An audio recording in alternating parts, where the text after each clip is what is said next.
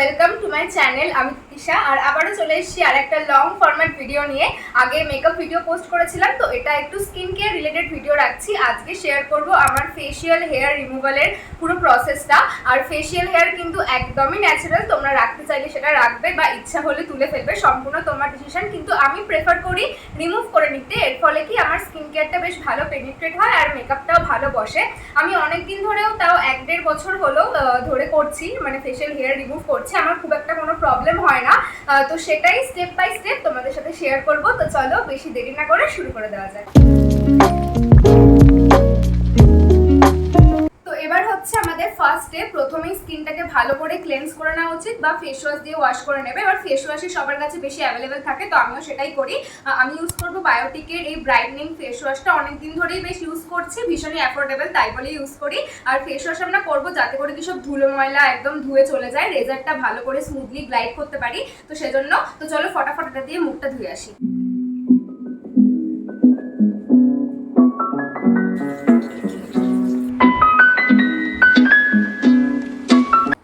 মুখ ধুয়ে চলে এসেছি আমি। এরপরে আমি অ্যাপ্লাই করব হচ্ছে অ্যালোভেরা জেল। তো এই প্রসঙ্গে একটা কথা বলে নিই, প্রথমবার যখন ফার্স্ট টাইম আমি শেভ করেছিলাম তখন আমি জাস্ট ফেস ওয়াশ করে তারপরেই রেজার দিয়ে টানতে শুরু করে দিয়েছিলাম, কিন্তু সেটা হয়েছিল সব থেকে বড় ভুল। তারপর আমার পুরো মুখে র্যাশেস যে ভর্তি হয়ে গেছিলো। তো তারপরে আমি বুঝতে পারলাম যে তার আগে, মানে তুমি রেজার চালানোর আগে অবশ্যই হয় ময়শ্চারাইজার বলো বা শীট মাস্ক বলো বা অ্যালোভেরা জেল, মানে যে কোনো কিছু একটা লাগাতে হবে যাতে করে কি রেজারটা স্মুথলি গ্লাইড করে আর ওই ফার্দার কোনো র্যাশেস বা তোমার স্কিন ব্রেকআউট না হয়ে যায়। তাই জন্য এই স্টেপটা ভীষণই ইম্পর্টেন্ট, কখনো স্কিপ করবে না। আর অ্যালোভেরা জেলটাই আমি ইউজ করি, মানে কিনি আমি অ্যালোভেরা জেলটা শেভ করার জন্য, কেন কি ময়শ্চারাইজার দিয়ে বেকার ময়শ্চারাইজারটা নষ্ট হয় আমার মনে হয়। ওই জন্য অ্যালোভেরা জেল অ্যাপ্লাই করে নেবো আগে ভালো করে, তারপরে রেজার দিয়ে গ্লাইড করবো, ঠিক আছে?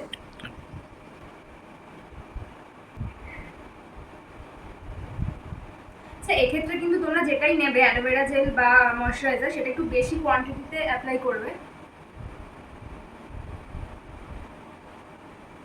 পুরো শেষ হয়ে গেছে।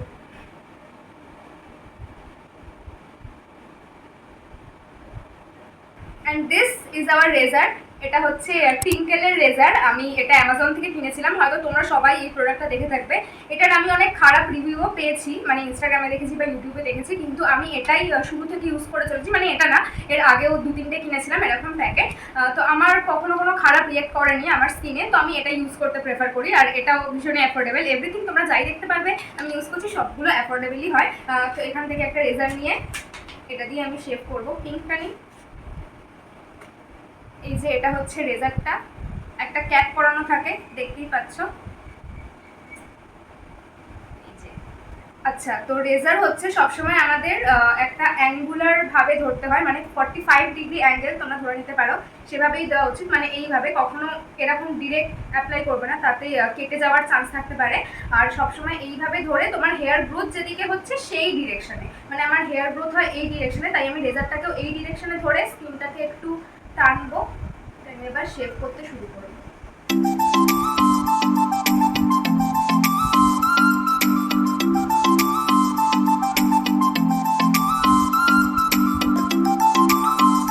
তোমরা দেখতে পাচ্ছ কি জানি না, অনেকটাই হেয়ার রিমুভ হয়ে গেছে আমার। বেসিক্যালি এই জায়গাটাতে, মানে আপার লিপসে অনেক বেশি হেয়ার হয়, কিন্তু আমি এটা একদমই থ্রেডিং করি না, ভীষণ লাগে এখানটা থ্রেডিং করলে।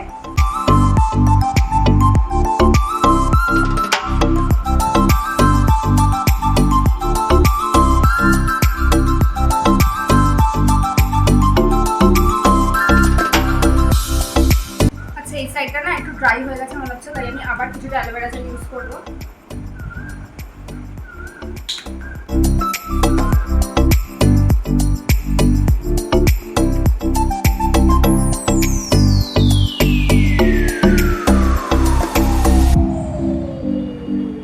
আর এই যে এই জায়গাগুলো আমার তো বেশ ভালোই আছে, আর এই জায়গাগুলো আমি একটু রিমুভ করি না, আমার বেশ ভালো লাগে এখানে হেয়ার থাকলে, তো এগুলো আমি রিমুভ করি না। অনেকেই রিমুভ করে দেয়, তোমাদের যেটা ইচ্ছা অবভিয়াসলি সেটাই করবে। এতক্ষণে এতটা হেয়ার আমি রিমুভ করে ফেলেছি। এবার যাব ফোরহেডে।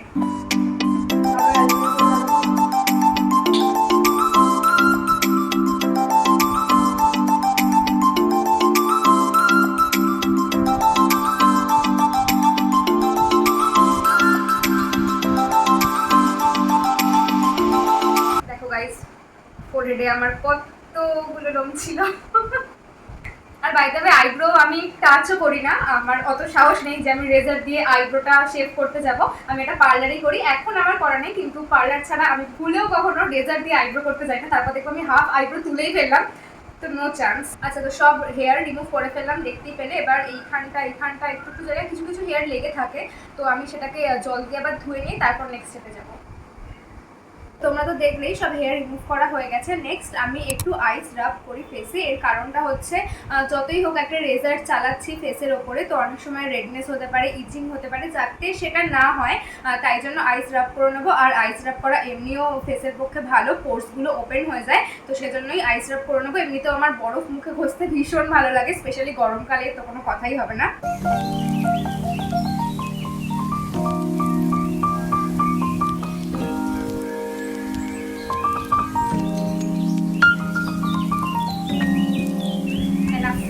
ফেসে আইস রাব করা হয়ে গেছে, ভীষণ ভালো একটা ফিল হয়, মানে স্কিনটা একদম রিফ্রেশিং লাগে আইস রাব করার পরে। আমার তো পার্সোনালি ভীষণ ভালো লাগে। তোমরা হয়তো অনেকে জেনেও থাকবে আইস ফেশিয়াল ভীষণ পপুলার, অনেক সেলিব্রিটিরা অ্যাপ্লাই করে বা ইউজ করে, আমিও ট্রাই করি আইস ফেশিয়ালটা। এমনিতে আমার আইস রাব করতে ভীষণ ভালো লাগে। তবে তোমরা যদি মানে কোনো অসুবিধা হয় তোমাদের ফেসে আইস রাব করতে গেলে, অবশ্যই স্টেপটা স্কিপ করে দিও।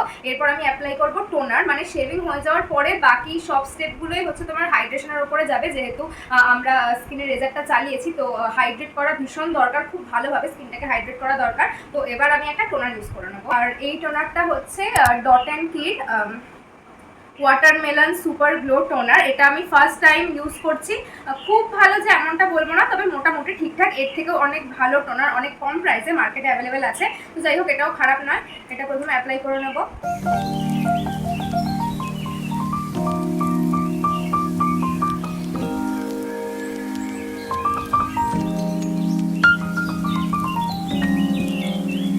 নেক্সট আমি অ্যাপ্লাই করবো একটা সিরাম, এটা পুরোপুরি অপশনাল, তোমরা চাইলে অ্যাপ্লাই করতেও পারো, না অ্যাপ্লাই করতেও পারো। আমি যেহেতু আগে বললাম হাইড্রেশনটা ভীষণই ইম্পর্টেন্ট, তো তাই বলে আমি সিরামটা অ্যাপ্লাই করি। এটাও dot and key vitamin C serum, এটাও আমার বেশ ভালো লাগে, অনেক দিন ধরে ইউজ করছি, তো এটাই এখন অ্যাপ্লাই করে নেবো।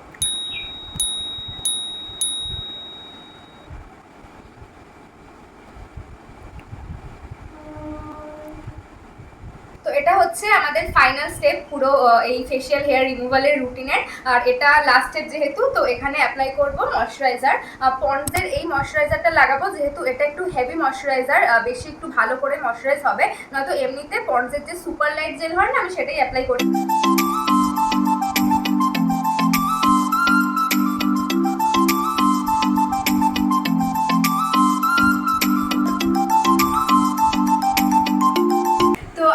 কমপ্লিট হয়ে গেছে পুরো ফেশিয়াল হেয়ার রিমুভালের প্রসেসগুলো। এবার ফটাফট কয়েকটা কথা বলে দিই। প্রথমে যেটা বলা সেটা হচ্ছে একটা মিথ আছে যে বেশি শেভ করলে নাকি আরো ঘন হয়ে যাবে তোমার হেয়ারটা, বা বেশি ফ্রিকোয়েন্টলি বাড়তে থাকবে। তো আমার পার্সোনালি আমি এরকম কিছু এক্সপিরিয়েন্স করিনি, আমার যেমন আগে ছিল থিকনেস তেমনই আছে। আর এরকম যারা যারা করে শেভ তাদের থেকেও আমি জেনেছি এরকম তারাও খুব একটা কিছু এক্সপিরিয়েন্স করেনি।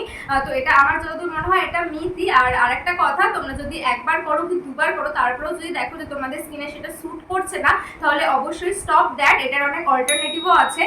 লেজার ট্রিটমেন্ট হয় তোমরা জানোই, বা এক রকমের অ্যাপ্লিকেটারও পাওয়া যায় যেটা দিয়ে তোমরা এই ফেশিয়াল হেয়ারগুলো রিমুভ করতে পারবে, কিন্তু সেগুলো অনেক এক্সপেন্সিভ। সবচেয়ে ইজিয়েস্ট আর চিপেস্ট হচ্ছে রেজার, তো আমি এটা ইউজ করি। আর তাছাড়া এমনি হোম রেমেডিও আছে, তো সেটা তোমরা যদি কেউ জানতে চাও তো অবশ্যই জানিও কমেন্ট করে, আমি সেটাও শেয়ার করব। হয়তো শেভিং এর মতো এত ক্লিয়ার এত ভালো রেজাল্ট দেবে না, কিন্তু তাও ম্যাক্সিমাম অনেক হেয়ারই রিমুভ করে দেবে ওই হোম রেমেডিটা ইউজ করলে। আরেকটা কথা, রেজার যখন তোমাদের ইউজ করা হয়ে যাবে তখন রেজারটাকে একটু স্যানিটাইজ করে কোনো টিস্যু দিয়ে ক্লিন করে তারপর এই ক্যাপটা পরিয়ে রাখবে। আর একটা রেজার ম্যাক্সিমাম তোমরা 7 to 8 টাইমস ইউজ করতে পারো, তারপর কিন্তু সেটা আর ইউজ করবে না, অন্য রেজারে শিফট করে যাবে তখন। আচ্ছা, তো এই কথাগুলো বলার ছিল। লাস্টে যেটা বলে থাকি সেটা বলে দিই ফটাফট। ভিডিওটা ভালো লাগলে লাইক করো, যদি একটু হেল্পফুল লেগে থাকে একটা কমেন্ট করে দিও, কোনো ভুল হয়ে থাকলে সেটাও কমেন্ট করে জানিও, আর সাবস্ক্রাইব করে দিও অনেক অনেক। দেখা হচ্ছে নেক্সট ভিডিওতে।